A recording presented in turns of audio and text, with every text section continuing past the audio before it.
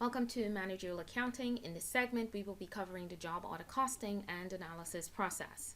Let us begin then with an overview of two costing systems, the job cost and the process cost environments. Within a job cost environment, we are typically looking at companies that receive specific orders that are customizable in nature, and therefore the goods are largely described as heterogeneous. That's because customer preferences may differ and the cost factors appropriately will flow differently. Examples of this would include a financial audit, a Disney movie, or a Porsche. Because the cost factors differ, a job cost sheet is appropriate for each order.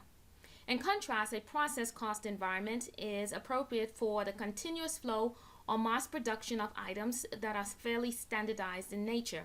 These items are so similar that they are described as homogeneous. Examples of these would include baseballs or golf balls, M&Ms, or milk. The goal is to have a product that there does not exist a distinct difference. As such, it would be inappropriate to use a job cost sheet. Rather, we use equivalent units of production to determine what cost is transferred out into finished goods. With that said, let's look at four important documents within a job cost environment. The first document is the job cost sheet. This sheet tracks all of the costs appropriate to fulfilling the order so that that particular cost is passed on to the buyer. It includes the actual direct material and actual direct labor, but it includes estimated overhead and not actual overhead. The materials ledger card contains a description of all the items that are used within the production process. It includes the item name, the item number, the maximum and minimum levels that should be within the warehouse inventory, and it also tracks a moving amount of inventory that's available. Increases and decreases appropriately are reflected on the materials ledger card.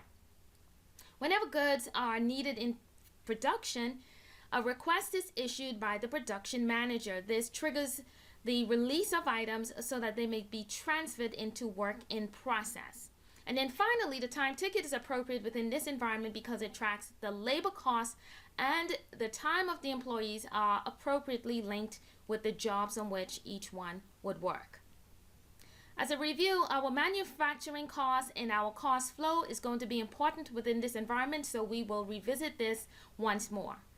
There are three product costs: direct material, direct labor, and factory overhead. Within the manufacturing environment, tracking these costs to a job cost sheet is relatively easy because of the documents that are available. The direct material is obtained from the materials requisition and based on what is used, which makes it a fairly easy process. Direct labor is obtained from the time ticket. It's a relatively, again, simple process of tracking the time spent on each job. Overhead, on the other hand, is a challenge. And it is a challenge because it involves the shared costs of several different entities over multiple products. Examples would be the factory utilities or the factory supervisor's salary. With that said, companies must determine how to appropriately allocate overhead to an individual job. So how does an entity determine the appropriate overhead that should be assigned to a job? Well, there are two questions that are asked which are helpful in this process. The first is, what is the estimated total overhead that will be incurred this year? Management appropriately dressed with the necessary individuals who understand the nature of the product, have access to the historical data, and understand the current economic environment will come together and project what should be the overhead cost that's expected. So in addition to that, the second question that must be asked is, what is the best and most efficient means of allocating that total estimated overhead to a job? The way that management address this is by coming up with an activity base. So question one is, what is the total estimated overhead? And then question two is, what is the best activity base on which to allocate that cost? The answers to those are captured in what we call the predetermined overhead rate. This is simply the total estimated overhead cost divided by that activity base, which will be used as the basis for allocating the cost. With that said, let us look then at an example of how this all plays out together. Within a product environment, a job cost environment, I will have direct materials, direct labor, and factory overhead applied. It's an estimated amount that is presumed to be associated with that particular job. It is important to note the entries that are appropriate within a factory overhead account. We debit factory overhead for actual costs, but we credit factory overhead for the amount that we would like to assign to a job. Any difference between our actual factory overhead and what we apply to our product cost is written off to cost of goods sold. Let's review the predetermined overhead rate using Excel. As we shift, then we will look at a quick study exercise on page 60. We check the page. It's on page 64 of your textbook, so feel free to turn to that particular exercise. I will name the spreadsheet appropriately, QS28, and define the problem within the Excel spreadsheet. The data that's provides the estimated direct materials for the year and the direct overhead costs for the year. Both of these are going to provide the input for me to compute the predetermined overhead rate. So once this data is entered in there, I will define the formula and enter that amount appropriately. In order to compute the predetermined overhead rate, I simply would take my total estimated overhead and divide it by the total estimated activity base. Within this particular problem, my total estimated overhead is 1.170 million, and my total activity base is 900,000. So once I make this division, essentially here's what will be happening. For every $1 of direct materials, I will apply $1.30 based on that math to production.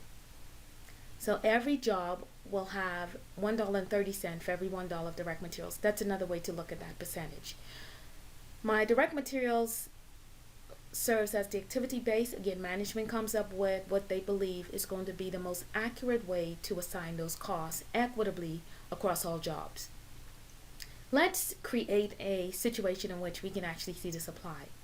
So I will create a job. These numbers are just made up. I will name this job 1, 2, 3, 4, 5 and enter the product cost. I know it's direct materials, direct labor, and applied factory overhead. So let's say 180,000 is direct materials, direct labor $109,000, and applied overhead will now be, I don't have to try and figure out anything, I'm just going to multiply my direct materials cost by 130%.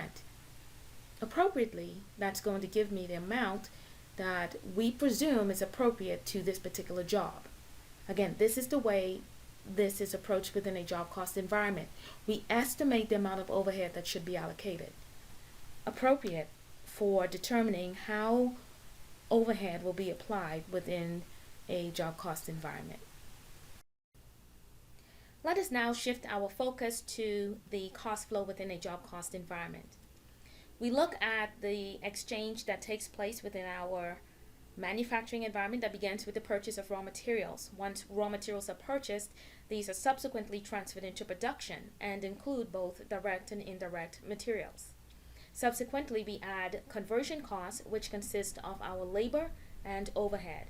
Both direct and indirect labor is added, but appropriately, please keep in mind direct materials and direct labor is posted directly to work in process, where indirect materials and indirect labor is posted to overhead. This overhead is applied based on the estimate, but actual overhead is still recorded as incurred. Eventually, once the job is completed, it is transferred from work in process to finished goods inventory, and subsequently these items are sold. And once they are sold, we move that inventory cost from the balance sheet and record it as cost of goods sold on the income statement. And the final step within the job cost processing system is to zero out any balance that remains in the factory overhead account. This is highly likely to exist because our estimated overhead will most likely not equal the actual overhead that's incurred during the period of time. Let's look at a set of journal entries within a job cost environment to solidify these concepts. So this particular company purchased raw materials on account. Appropriately, we would debit raw materials inventory and credit accounts payable for $90,000. Direct materials is requisitioned into production, debit work in process for direct materials, and credit raw materials inventory for a matching amount. Any indirect materials that's used in production goes directly into factory overhead, and we credit raw materials again for the amount that's used. Transaction C then says that we paid cash for payroll, which included $38,000 in direct labor and $12,000 in indirect labor. So we would debit work in process for direct labor, and we would debit factory overhead for indirect labor and credit cash for the total amount that's paid to the employees of $50,000. Transaction D then becomes appropriate. This is actual other overhead costs that's incurred. So we debit factory overhead for this actual cost, and we debit it for $11,000 and credit cash for $11,000 as well. Transaction E records overhead that is applied at a rate of 125% of our direct labor costs. So our direct labor cost was $38,000. We multiplied that by 125%, and the total is $47,500. Appropriately, we credit factory overhead for that amount, so we reduce factory overhead by $47,500. Transaction F records the transfer of completed goods from work in process to finished goods inventory. So we debit finished goods inventory and we credit work in process inventory for the appropriate amount. And transaction G then indicates that a portion of our job was actually sold. So we sold jobs on account for $82,000, which means we would debit accounts receivable for $82,000, credit sales for $82,000, and then we reduce our finished goods inventory and record that as cost of goods sold on our income statement, but we credit finished goods for $56,800 on our balance sheet account. Over applied factory overhead, we attributed more to the product than was actually appropriate. So in order to correct that, we are going to make an adjusting entry that will zero out this account, and the adjusting entry has to go on this side in order to increase this side by $4,600, which then would have a zero balance effect on my factory overhead account. Let's look at the journal entry. In the journal entry, we would debit factory overhead for $4,600, and we would credit cost of goods sold for $4,600. Essentially, what we did was we reduced our cost of goods sold, but our product is still overpriced. So keep that in mind, because product cost is the sum of direct material, direct labor, and factory overhead applied. So we applied more than existed, but we reduced it just as a general blanket. That's something that would be corrected in a subsequent management meeting if appropriate. We'll see you next time.